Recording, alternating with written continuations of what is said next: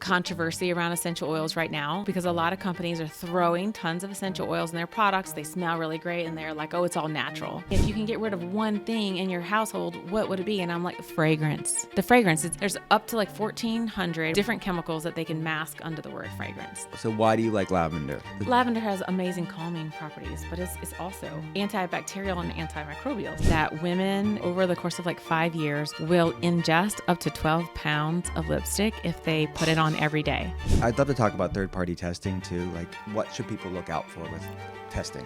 Especially in makeup, because the biggest offenders are going to be. Emilie, welcome. Welcome. Thank you so much for having me. Oh my gosh. Thanks for coming out Yeah. for little old me to the Telehealth Center and hanging out in the woods of Pennsylvania. It's really beautiful. We really enjoyed it. So you're in Alabama. Yeah. Is it, how different? I've never been to Alabama, shamefully. So how different is it? From Pennsylvania, it's very flat. You're flat where you're at. Yes. So Okay. Northern Alabama probably is, a little more mountainous, but we're down way on the coast. We're about 20 minutes from the Gulf. Oh, okay. And, So it's different. It's a lot Totally different. different. Yeah. But we really love it. Yeah. So Northern Alabama maybe a little bit closer. Is Northern Alabama, how south does the Ozarks go? Do you know? Are you Probably into Huntsville, which is very northern Alabama. Okay, Yeah. cool. I just came from there. It's beautiful. I was in Missouri, but it's just that region. I just don't know a lot about it, but I was a crash course in Ozark culture and the history of it. It's a beautiful part of the country. Yeah. Yeah. Are you from your family's from Louisiana though, We're right? from Louisiana. My husband and myself both. Okay. So South Louisiana? South Louisiana, So south of the I-10. have you ever done okay. Look, guys, the podcast is called The Art of Being Well. I want to learn about somebody, and I love names. I love history, and there's a lot of, I love studying for patients, like generational gene variants, epigenetic changes. We talk a lot about intergenerational trauma on the podcast, but also intergenerational stories and lives and families. And Toups says a lot when you talk about Southern Louisiana. Toups is quintessential, French heritage, South Louisiana. Yeah. And so when someone says Toups, like, it's from Louisiana? I was like, if we're in Alabama, we're the only Toups unless someone else moved, for sure. So have you ever done Ancestry to look at like how far back? I have. So I did it for my husband because there was the stigma that the people that came to Acadia in Canada and then were exiled and then sent to South Louisiana were like released from jail or prostitutes. And he was like, that's not my family, right? So I did trace his ancestry all the way back to Sweden and Zurich. And the Toups they had a different last name that they changed to Toups to fit in with the French and got on boats and came to the U.S. What? So really cool story. And he's like, we weren't part of the exiled. He's like, not my people. So they were Swedish that assimilated into French culture. They did, because there was a ban on anyone leaving Sweden to come to the New World, to America. What? And so I was like, oh, we were rebels way back then. That's so cool. That's amazing. I mean, the Louisiana history is just wild to me. It was just a French world for so long until, it was sold. We spent a Louisiana month Purchase. in France last year we brought the kids and we spent with the whole family. And everyone that we met, when we said we were from South Louisiana, they were like, oh, you speak French. And we were like, we wish, but we don't. But on both sides of our family, our grandparents spoke French, and it was just really looked down upon. It was considered more ignorant, and they were encouraged to speak English in the schools and not French. And so that has kind of been lost, and we don't speak French. But I am a little sad that part of our history kind of faded away. Yeah, man. So your grandparents spoke French? On both sides, on my family and on my husband's. Wild. Yeah. Because you think of the United States, man, it's so large. That's very unique to that area of the country. It was kind of like your grandparents spoke French when they didn't want you to hear what they were saying. They would speak French to each other. And I'm sure it was a different type of French. It is. So Cajun French is considered like old world English. So if you were to speak Cajun French in France, it sounds like thee, thou, like it would sound like the old English. Yeah. Because it almost like preserved in time. Yeah. Pretty neat. That is wild to me. So it never modernized. No. They were speaking like almost like the Amish maybe speak a bit, a little right? bit, yeah. Like a different like style because it's like preserved, isolated in a way. So there are less and less people speaking it today. Can you still find people that walk around the streets There is a whole speaking? movement right now to like kind of bring that back, and so there's a lot of people in the Lafayette area and Lake Charles that want to preserve the old language and are bringing it back. So I think that's really neat. Amazing. So you did not know you'd be coming on the podcast talking about this, but when do I get the chance? Right? When do I get the chance, Yeah. people? So this is about wellness and understanding somebody. One more question, then we'll move Go on. ahead. What's the difference between Cajun and Creole? I've studied before, but I forget every time. Okay. And I don't want to. I want to know about it. Yeah, so the Creole is, and this is very debatable, and Okay. people disagree. But from what my understanding is, the Creole was like a mix of African American and the Cajuns together, and they kind of very centralized in New Orleans. And I grew up right outside of New Orleans, so still very much part of that culture. But my family really identified as Cajun. They lived along the bayous. They cooked and spoke in Cajun French. And so just a little bit different. The Creoles kind of more lived in the city, and the Cajun people lived in the swamps. And that's kind of a little bit the difference. I love that. That is so cool.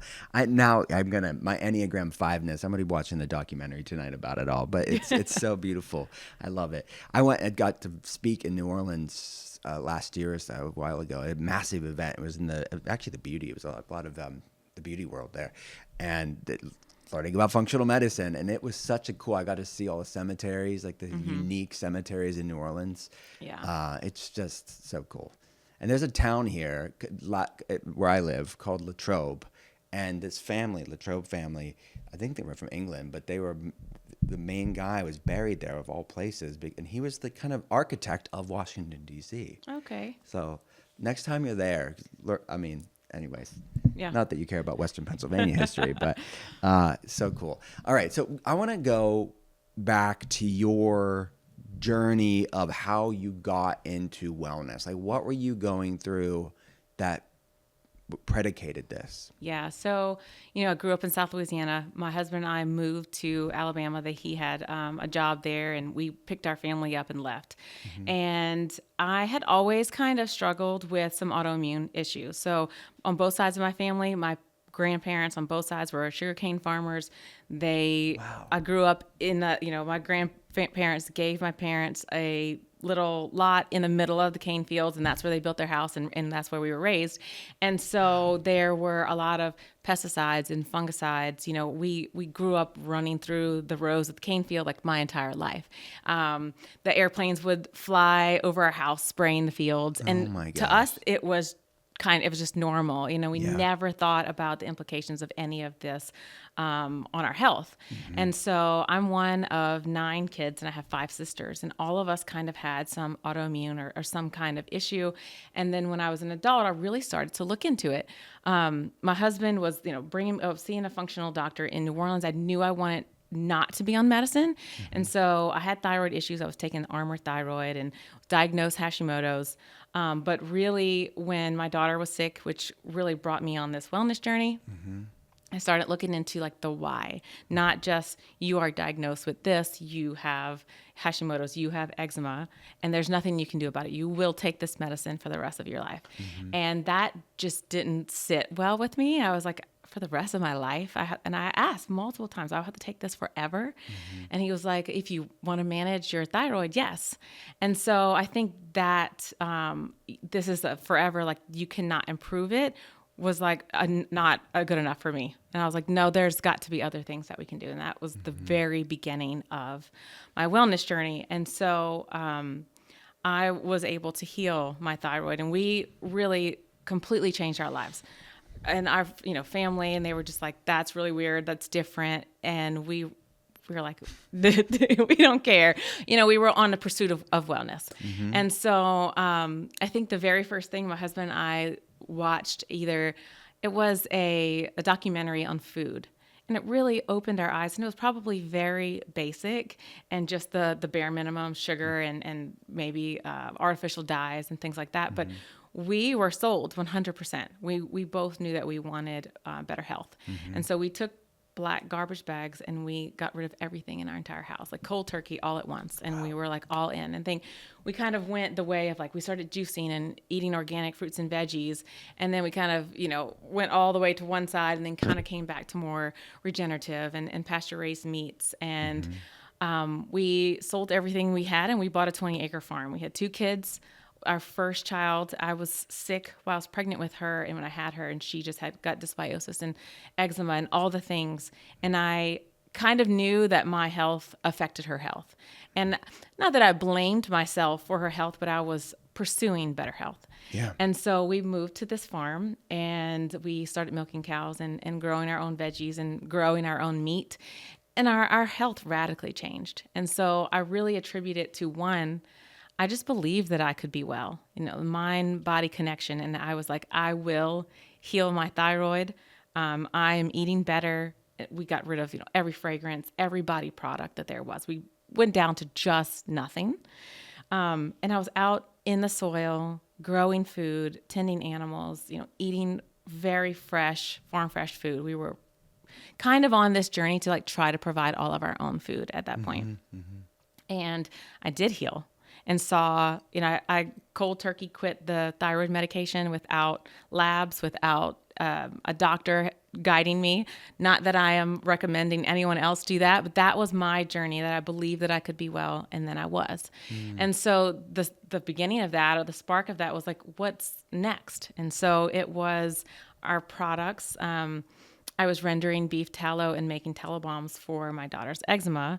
And as hippie as it gets, barefoot on the farm, rendering tallow. And that was not the life that we came from. It was so foreign to us that we got not a lot of backlash, but definitely some side looks, and family thought that we were nuts, or they would get sick and then they would call me and say like, what do I do? What do I do for this? Right. Then now you want me.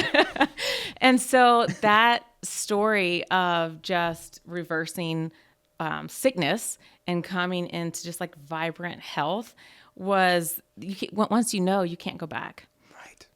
And so that was the beginning of Toups. And I didn't start making tallow balms, or we were making our own deodorant or making our own soap and all these things that I was doing to build a business or to sell them. I was doing them for our family because I was completely just convinced that everything that we were using, we needed to make ourselves. Yeah. And so it was definitely a wild ride, but one that I never would want to go back and say, that wasn't our story. Yeah, beautiful.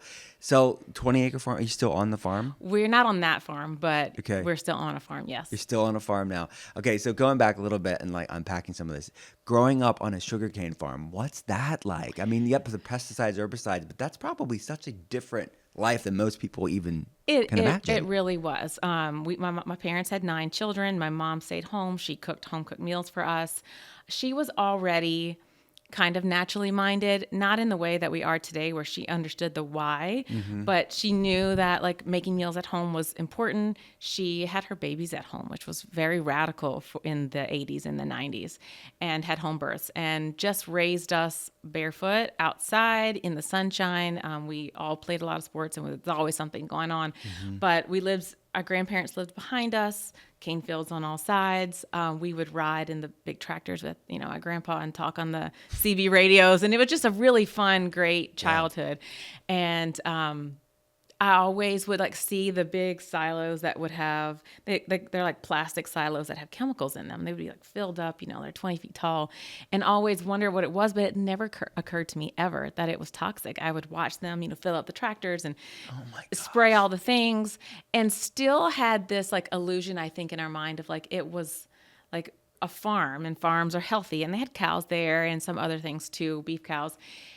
And it, never occurred to me until young adulthood that I was struggling with, when I was in college is when I was diagnosed with Hashimoto's. I couldn't stay awake in class.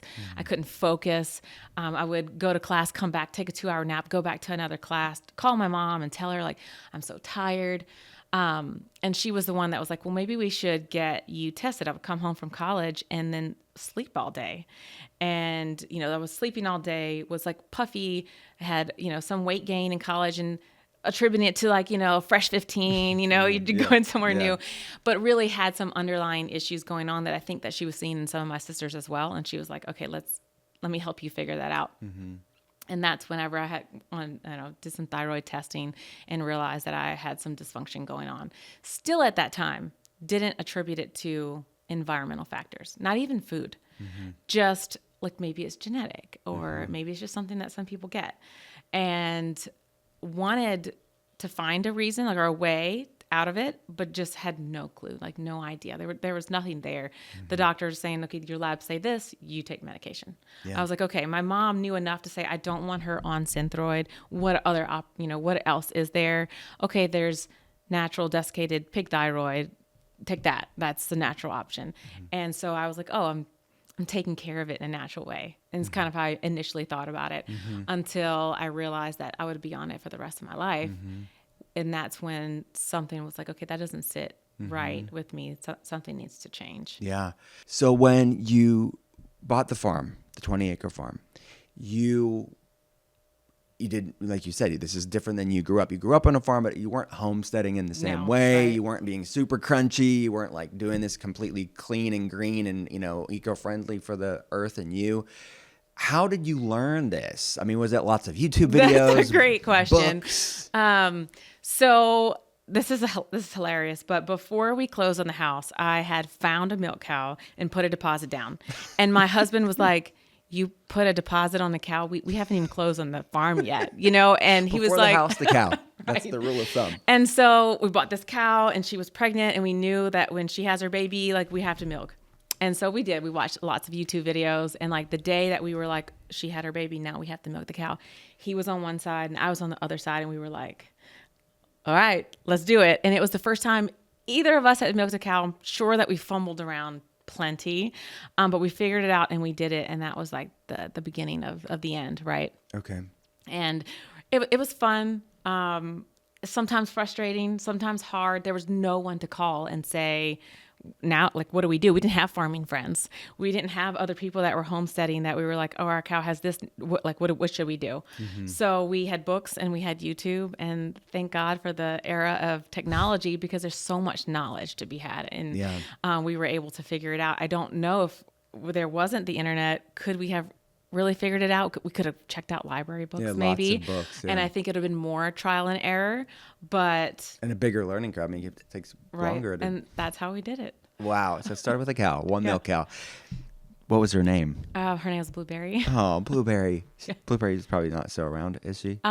She is actually back at the farm where we bought her from, living out her best life. Amazing. Yeah, retired. And we have her baby. And we have babies from her babies. Blueberry Jr. Yeah. Blueberry line. Blueberry? We have Blueberry, we have Beauty Berry, we have What's Huck, which is like totally out of the, but he was a steer. And so we didn't want him to fit in with like the milk cow line. The kids knew that he was our first cow that was born on our farm that was for food.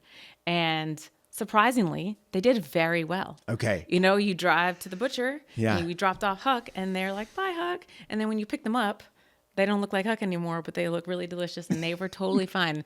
Our first meal where we raised our own meat, we kind of like sat around the table and everyone knew that we were eating Huck. Yeah. And, and we sat and we kind of went around the table, talked about it a little bit, and then just gave thanks. And we're very grateful for this life that we raised on our farm to nourish ourselves and our children. Yeah. And maybe even shed a tear, like at how full circle it was that we're actually eating meat that was born and raised and then butchered right all here in one space.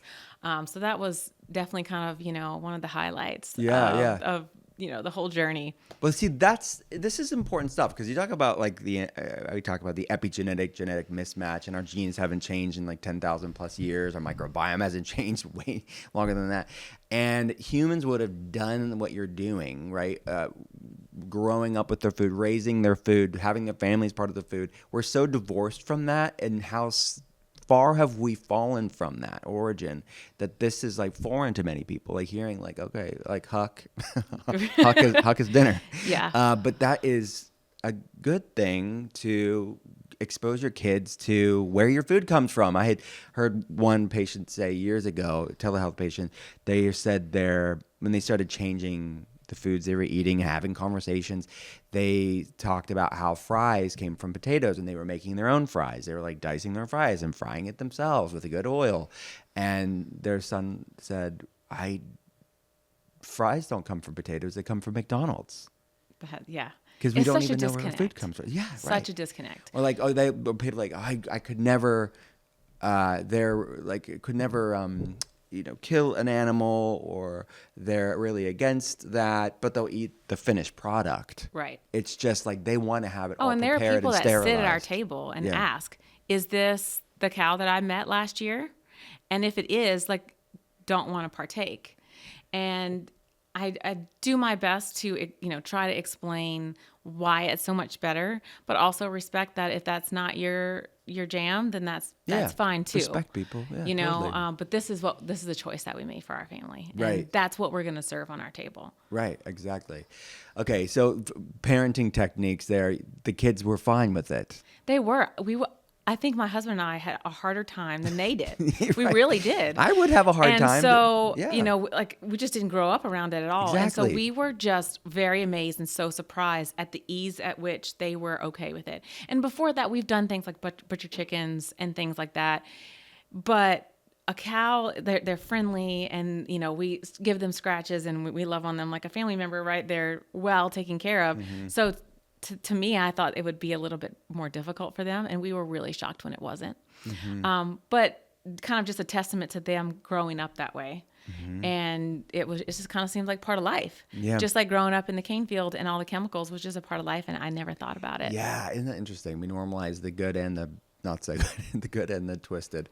Yeah. So you mentioned the tallow bombs, all right? So for people that don't know tallow or the bomb part, what are tallow bombs? Tallow is beef fat, and it's rendered beef fat.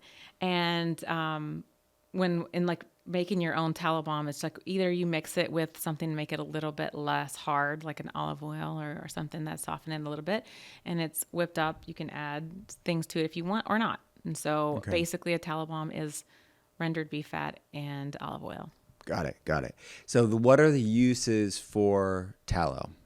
So obviously, historically, our ancestors would have only used easily accessible fats. Would have been tallow, lard, olive oil, because you can, the extraction process is very simple and easy, and that's it. There was very, maybe in some coastal or places, coconut oil, but that's about the only oils that you would have found in human race, and in our ancestors would have used that to cook, and they would have used it on their bodies. Yeah. And so if you in our mindset was like this, get back to the basics. Yeah. We were only going to use those easily accessible fats. And again, humans would have consumed. Right. Very, very simple. Used.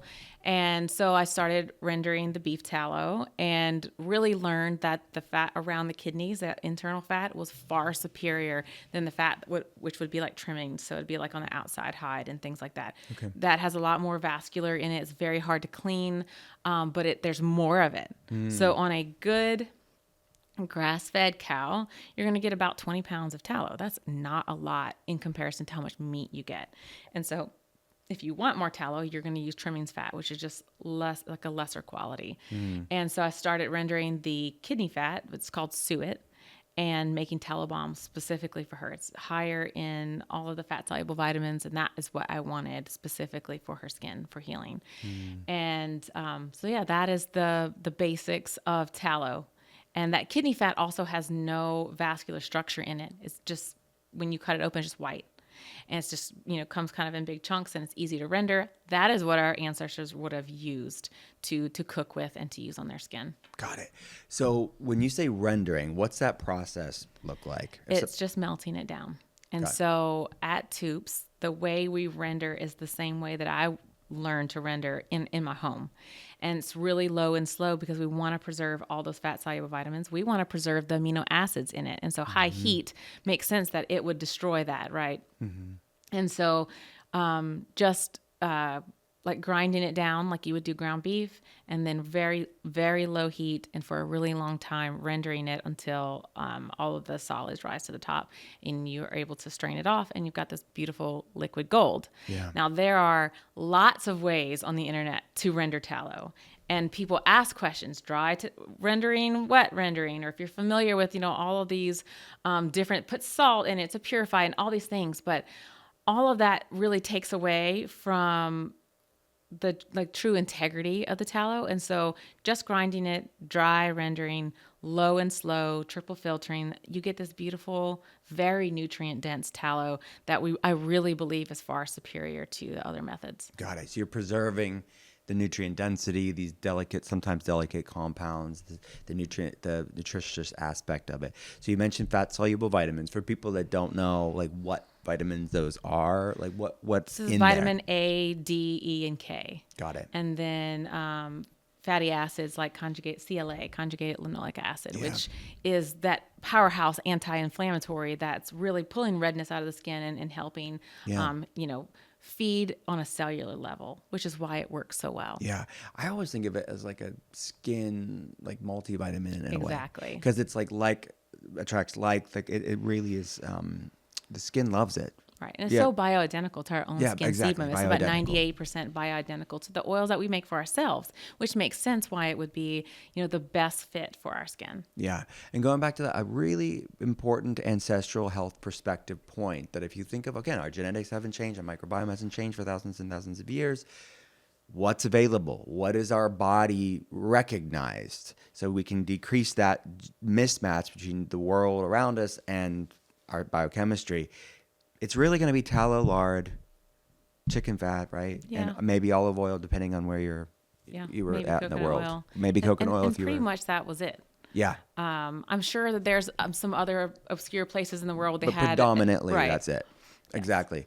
So schmaltz, is that the chicken fat? That is, There's so little fat on chicken. Yeah. And so people will use it in like very specific applications. Yeah, right. We don't.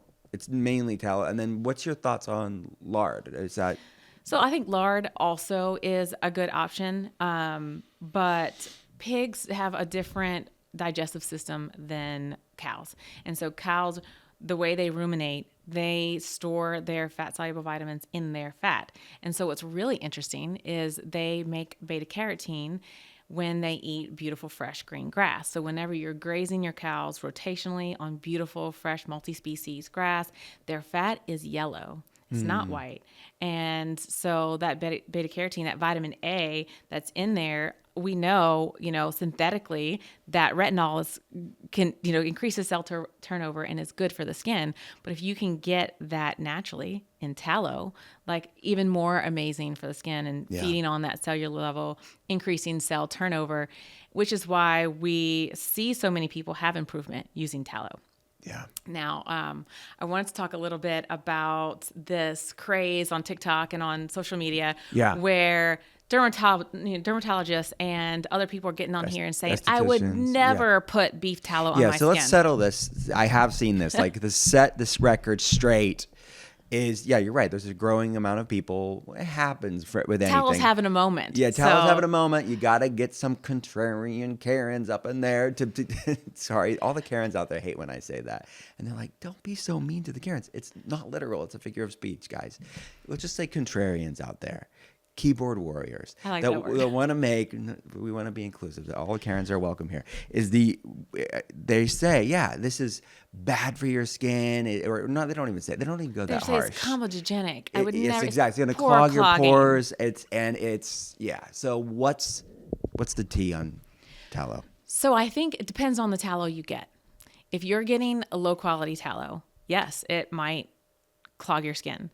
And then, with this tallow having its moment, this like kind of boom in the tallow online, we're seeing tallow imported from other countries, high hexane extracted, purified with different kinds of ways. I've purchased lots of different tallow that I hear people are using they're in bulk, and buying it and like evaluating what it looks like versus the tallow that we render. It's night and day. It's not the same. It's not the same color. It's not the same texture. So it's totally different. And if you go on Amazon and you type in tallow balms come up made in China. that is not, yes, that might not be what you want to be putting on your skin, but good tallow, which is slow rendered, and keeping, like I said, all the properties of all the fatty acids and all the vitamins in it, is going to be nurturing your skin, is going to be great. Have I found that for it to be pore clogging? And no. Not the opposite. The opposite. We have rave reviews on, I've been dealing with this, this, and this. I'm so thankful for tallow. Thank you so much for what you're doing. I've seen it in my family, in my friends, in my children. And so anecdotally, yes, but who's paying for a study on tallow? Not the people that I can afford to pay for those studies, right? And I really just, especially like people say olive oil is comedogenic. Good olive oil is not, but we know that most olive oil is tainted with other oils, seed oils. So yes, when those studies were done on olive oil that says that it's comedogenic, was it a pure single origin pressed good olive oil? Probably not. And so I've not seen any evidence that says that tallow or olive oil is comedogenic, and quite the opposite in what we've seen with our tallow. Yeah, thank you for setting the record straight. And I could tell you, as someone that sees clinically for the past 15 plus years people that have very sensitive skin, are prone to sensitivities, reactions, flare-ups, breakouts. That's the opposite. It's very well tolerated. And if I could see it with my sweet people that are very sensitive, like it's not a problem. But you said the quality matters. It's conflating regular beef with grass-fed beef. It's the same thing, right? For consumption, for eating. And then same thing like with CAFO beef versus grass-fed beef. Exactly. We know that the omega-3, 6, 9 ratio is wildly better and more accurate in grass-fed beef versus factory farm beef. That's why we don't use factory farm beef to render their tallow to render for our products. So, and that goes for everything. The things you eat, the clothes you wear, quality matters. And so I think tallow gets lumped in this one big lump with every other kind of tallow, but you can say that about a lot of things. And so the quality is very important. Quality matters. So we have this proper omega-3, 6, 9 ratio. We have these healthy saturated CLA. You mentioned compound healthy other fatty acids, and we have these fat soluble vitamins there. And then the way that you do it, you're mixing it with these beautiful essential oils too, like frankincense. I alternate between the frankincense one and the lavender one. Yeah. Why do you pick those two essential oils? So obviously we use two different kinds of frankincense, and frankincense increases turnover, is amazing for the skin. It's actually good and astringent for the skin. So for me, when I was formulating the frankincense, I was thinking about, what do I want for my face? What do I want to use as I grow in age to nourish my skin and keep my skin looking healthy? And that was the frankincense. And so I formulate that specifically for the face, and that's what we market it for because I love it and I use it all the time. The original balm, the lavender, has lavender and bergamot and some other, it has frankincense in it as well, but just in a lower concentration. That is what I formulated for my daughter's eczema. That we still call it the original balm. 10 years ago in the kitchen, on the farmhouse, that's the tallow that I made for her. And still top seller because people love the blend of essential oils, high quality, non-hexane extracted, good quality essential oils make a huge difference. And because those botanicals have their own properties that are helping the skin, the original balm is just amazing for all parts of the skin. Plus it smells really beautiful. Yeah, it does smell really good. It's like, man, it's like a little spa on my face on a Wednesday night. So these essential oils are, cut for lack of better words. So they're in that carrier oils of the tallow. So some people are like, oh, essential oils, they're going to make my skin. Can you kind of debunk that, like the context around essential oils? There is a lot of controversy around essential oils right now, and rightfully so, because a lot of companies are throwing tons of essential oils in their products. They smell really great, and they're like, oh, it's all natural. Yeah. But the amount matters, and the dilution matters a lot. And so we follow all Robert Tisserand's essential oil guidelines for dilution. He wrote an amazing book that's like the Bible of essential oils at Toups. And anytime we use a new essential oil in any anything, we go and what is the safe dilution rate for this essential oil? And we're probably below what his percentages are, just to make sure that it's safe and safe for children. And you still get the most beautiful product. And so, essential oils carry energy frequency, and you really only need just a tiny bit. And so you're having this beautiful frankincense, and it's carrying the botanical properties and the frequency even in, really low dilution rates. And so I'm a firm believer in, 1% or less in essential oils diluted properly. They're completely fine. But there is a lot of overuse of essential oils and incorrect information on how to use them. And so I think essential oil education is very important. But for sure, Robert Tisserand is like kind of the king of knowing how to use them and how to use them well. That's a great point. And like, again, it's conflated in I think maybe the mass, like democratization of essential oils, which over the past 15, 20 years, it's been a good thing. But yeah, there's like great access, but not great education. Yeah. To something that is a potent medicine, if you will, Exactly. a plant medicine. And people are like dousing pure essential oils on their skin. And just because it's hurting natural, themselves, right? Disrupting their microbiome, the whole, internally and externally. So education is very important. Education.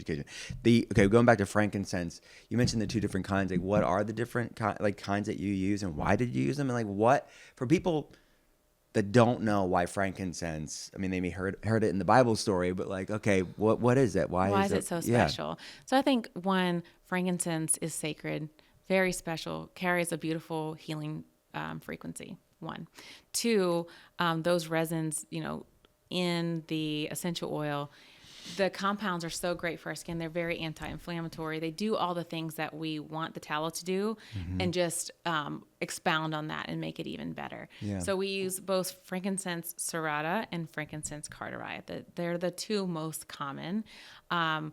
One, we chose them because they're the most common. They're at the least risk of, like, they're the most sustainable. Okay. And so we chose those for the essential oil because there are other frankincenses that are even more rare, less sustainable. And that's not, that they have very specific applications, and not for a balm that we're, making a lot of. And I thought it was really important to make sure that we're preserving the integrity of frankincense in the way that it's manufactured, and just be really mindful and thoughtful about the sustainability of it too.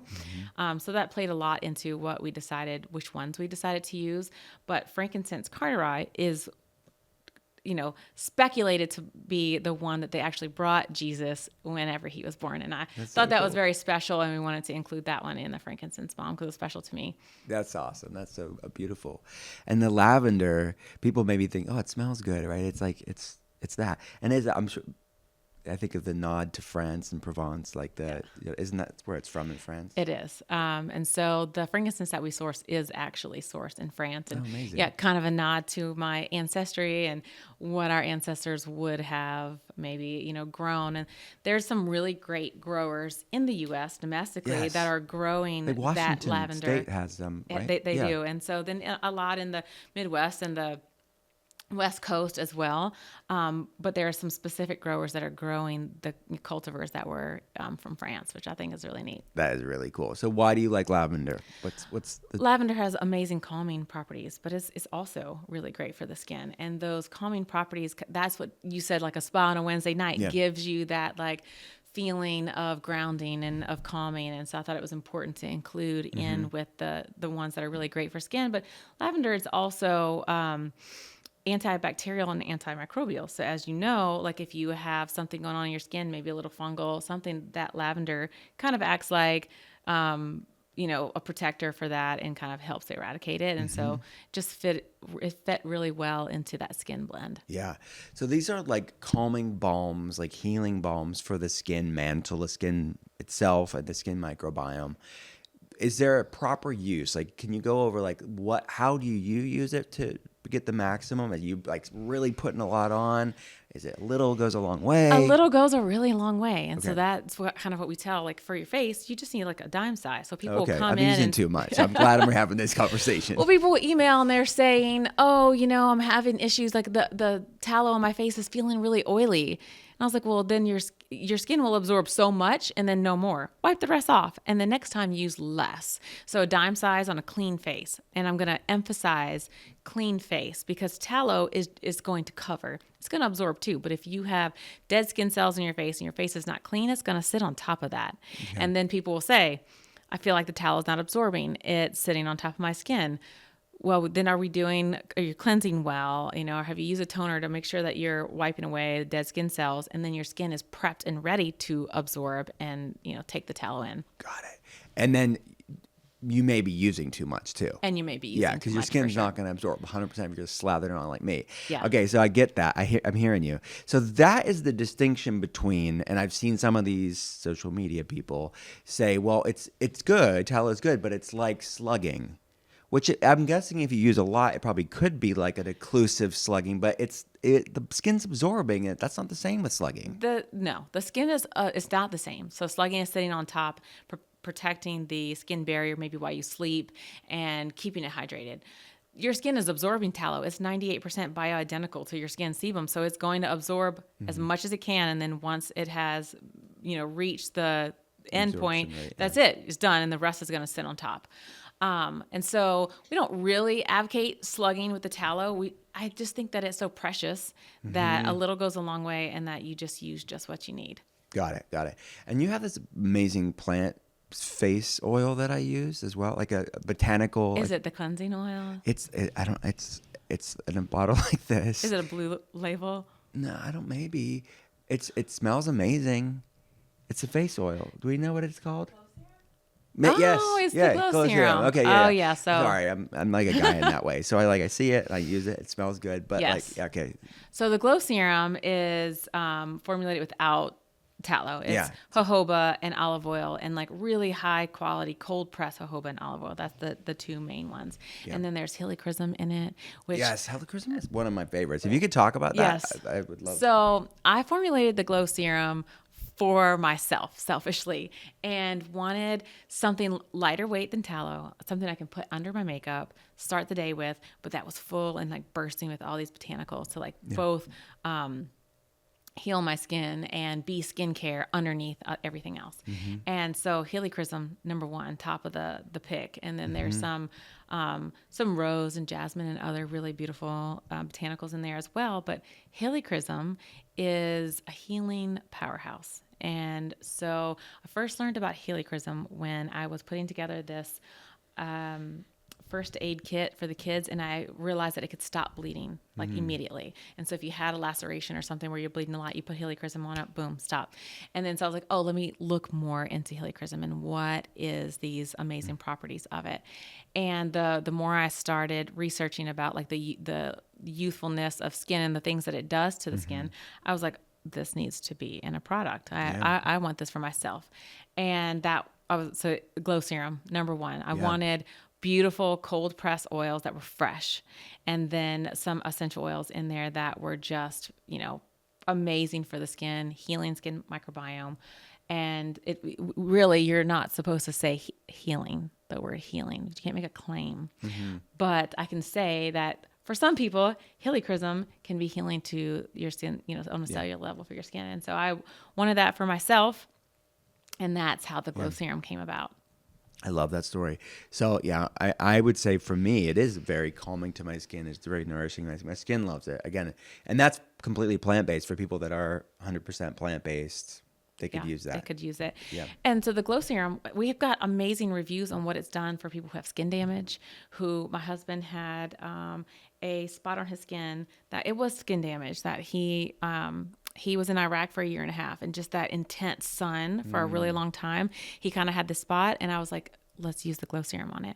And it completely went away. Wow. And so I had another friend, her husband's like, oh, my husband has one of those too. A little sunspot on his face that won't go away, and it's kind of raised. And I was like, try the glow serum. And she came back and she's like, Emilie, with regular use after a while, she's like, it went away. And I I was even more sold on the botanicals and those oils in there, that our skin and our body knows how to heal if we give it the tools to do so. Yeah, well said.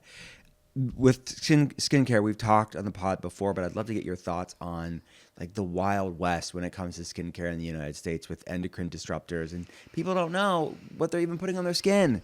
They and don't. The skin, like we said, the skin is absorbing a lot of these things depending on what we're talking about. So in the U.S., obviously, it's a free-for-all. You can put everything and anything and all these synthetics, and we can talk about parabens and phthalates and fragrance and all the chemicals that are in skincare that they're touting as good for you. But we know they're completely disrupting our endocrine system and making us sicker. And we've got an epidemic of sick men and women with hormone imbalance in the U.S. And so, I like to think that a lot of that is environmental. And we're putting, there's a study that says that women put an average of 12 products with 168 toxic chemicals on their skin every single day. And, I'm real minimalist, but when I hang out with people and realize, I call them the standard American, they are putting that on their skin. And in addition to that, environmental, they've got other candles in their house, their laundry detergent, their dishwashing detergent, like they're inundated, not just with their skincare, but environmentally in their home with so many toxic chemicals.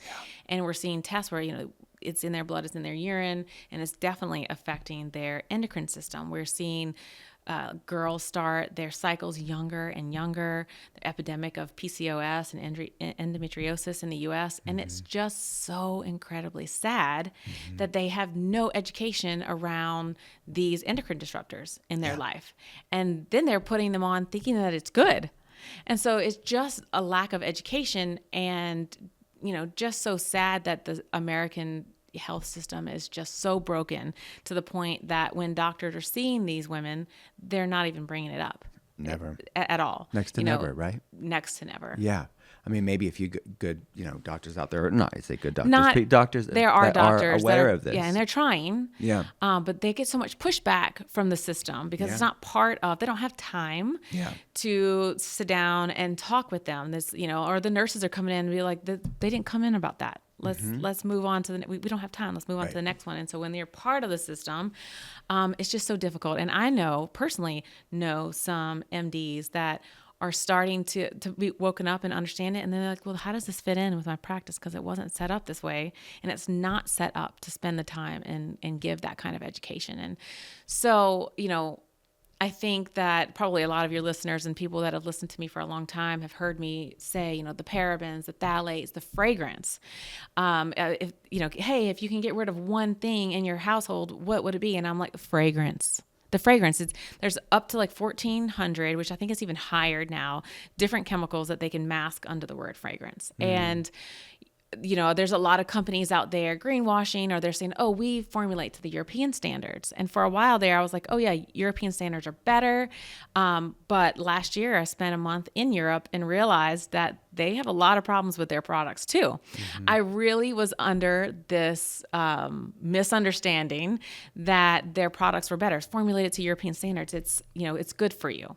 It's better, but it's not good for you, because when we ran out of the laundry detergent that I packed with us, and I went to the store in France and I was trying to find laundry detergent that was unscented for me to buy, I had a really hard time finding something. And I was actually surprised. I was like, oh, if we run out, no big deal. I'm sure in Europe there will be like some decent laundry detergent that we can buy. And that wasn't the case. And so I've kind of changed the way that I talk about it and say, we formulate far beyond European standards because there's still a breakdown of chemicals there too. Yeah. Even though they're banning more. And so there's a lot of work in the U.S. And honestly, I am not of the crowd that is like, the government needs to ban these chemicals, because I don't think it's the government's job to protect us. I think it's our own job to be educated, and me, more knowledgeable and understanding for me to educate. That's a responsibility that I feel is on me, knowing more to educate children and like my kids so that they can tell other people, but in a non-judging way, because everybody's on their own health journey. And if you're just starting, or if you see someone else and they're using, Tide Pods, and you're like, oh, they're using, not that that personal stance, but like, oh, they don't know better. Or like my kids will be like, oh, did you hear so-and-so? Their clothes smell. I'm like, their mom does, they just don't know. Yeah. And so like, why don't we, not always is a good thing to say something, but sometimes they will ask, oh, well, I use this. That's it. Like just a little bit of education and trying to teach understanding and empathy, especially to my kids, because it's very easy to get in this posture of like, we know more. And like, I can't believe that they're doing that. Oh my God.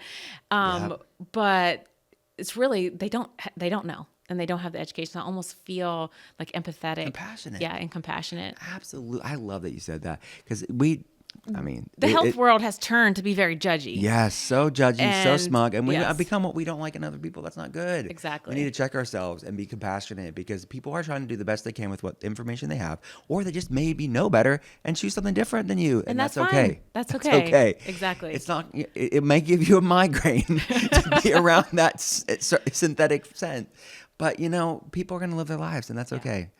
I 100% agree with you, especially with parenting. I mean, look, it's good for adults first and foremost, but if you have kids pick up on things. And like adults know when to like maybe not talk about it, but if you're gossiping and talking smack about people and your children are listening, they will repeat that behavior. Exactly. That's not good. Not a good look. It's not a good character quality for kids to be able to live in this world. You need to be kind to people, be empowered, be informed, but still be kind above all else. For sure. Yeah.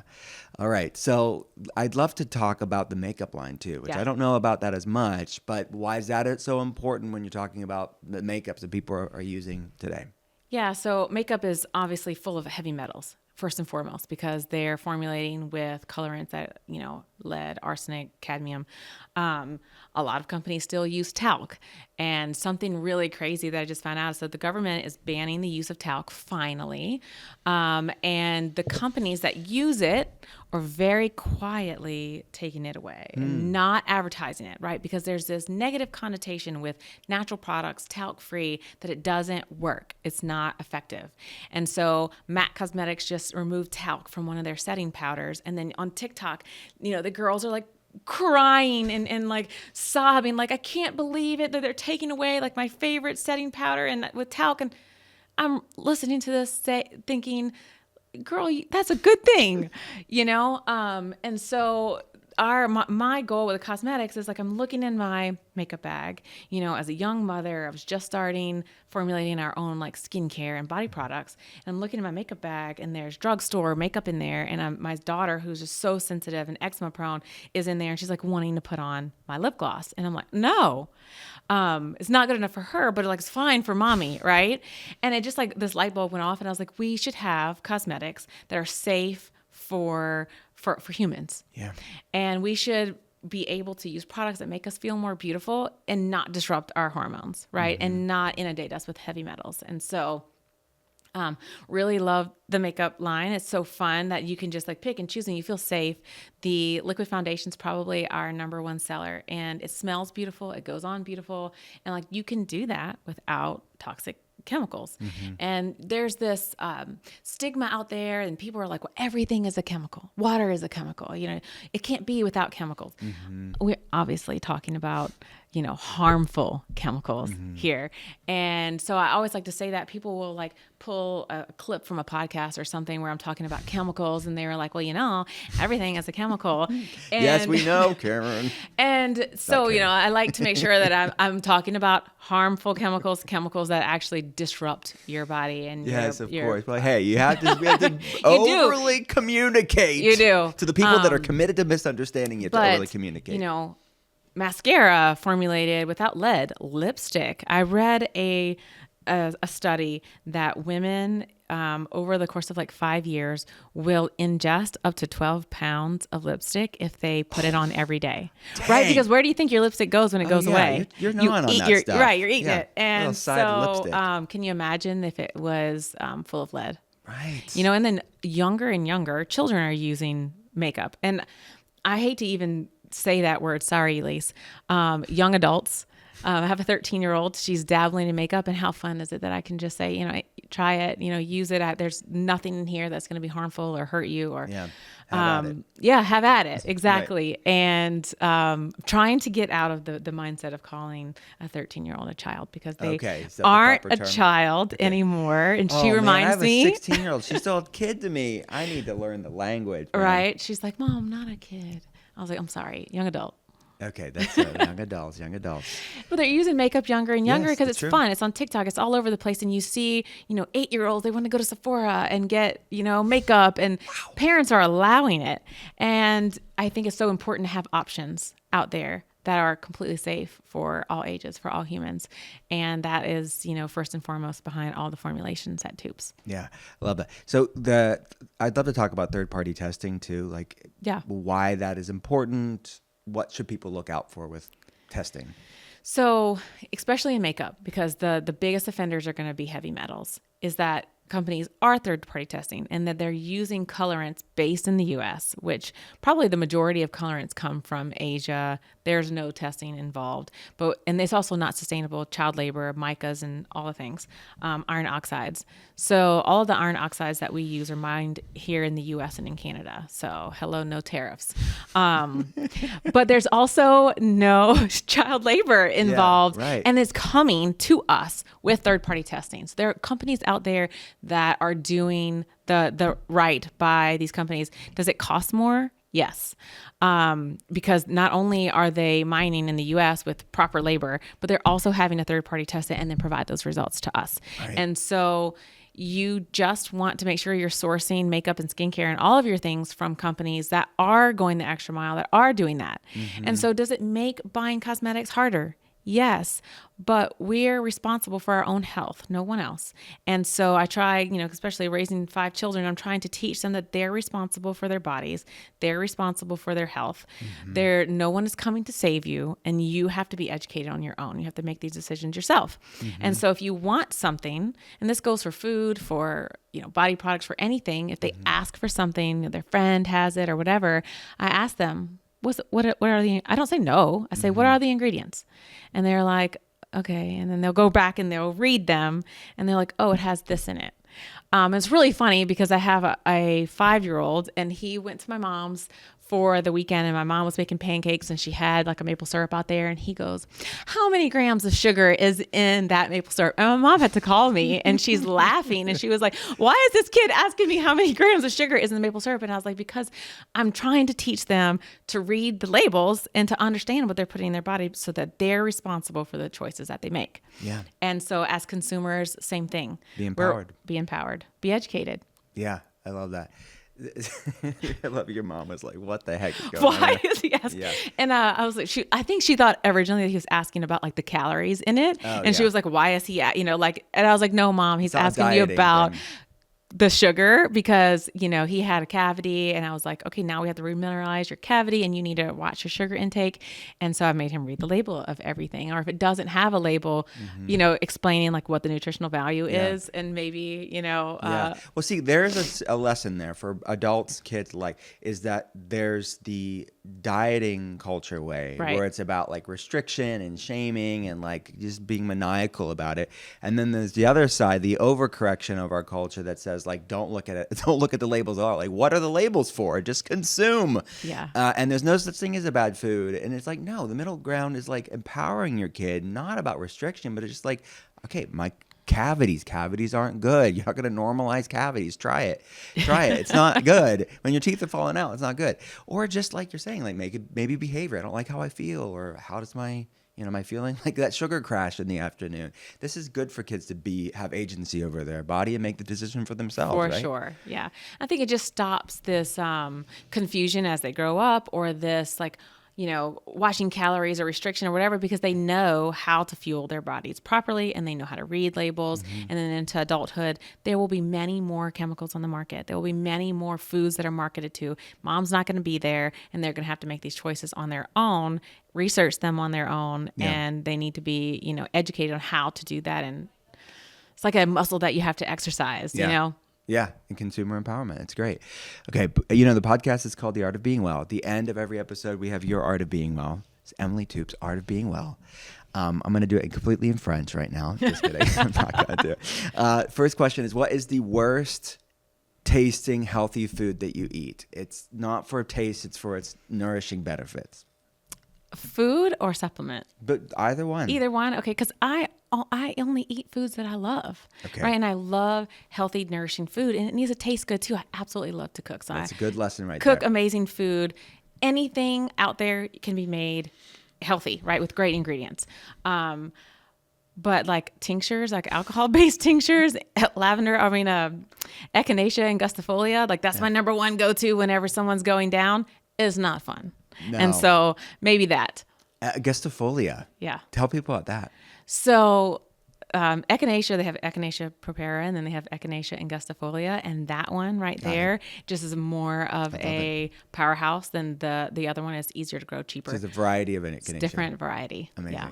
All right. Next question is, where have you been in the world that should be on other people's bucket list? So last year we spent a month in France, right? We did a road trip with the kids. We drove all through France. And our favorite place that we stayed was like on the French side in the French Alps in Chamonix. Absolutely gorgeous. Weren't you on like you rented like a van or We something? rented a van Yeah. with our 5 kids, my mother-in-law, me, and my husband. Sounds like And a blast. we did a month-long road trip, and it was really amazing. We just saw places that aren't on the, your tourist to go place. We really wanted to see the country. We wanted to eat at amazing places. We found raw milk farms. We really enjoyed our time there. But Chamonix stuck out to me as just one of the most beautiful places on earth. And we really enjoyed it. I would 10 out of 10 go back, and it was, That's so it cool. was a good trip. I remember talking to you and you said the kids were like, like they didn't realize. Oh, they were like, the can we play foosball in the Airbnb? I was like, literally French Alps outside of the window. Yeah. But we also don't have foosball at our house either. So You get it. Yeah. In a little kid's mind. French Alps, foosball, yes, please. Okay, what is somewhere you haven't been that's on your bucket list? I really would like to go to Italy and go to some of like the blue zones, and just see how people live. Are they homesteading? Are they living like us? And how do they do it differently than we do in America? What are they growing? How do they eat? Are they?